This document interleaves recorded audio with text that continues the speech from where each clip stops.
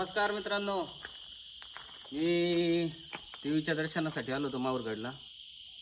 पण इथं देवीच्या गडाच्या समोरच एक किल्ला आहे जुना, खूप छान आहे. तिकडे मला वाटतं हा राणीचा महल आहे.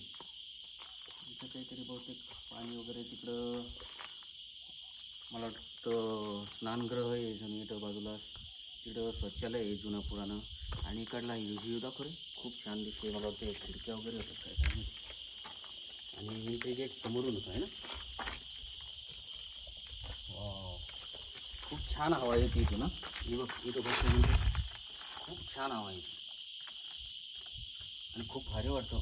वाय तिकडला व्ह्यू दाखव रे, ते तळ वगैरे बघ खूप छान दिसते ह्या साईडचं.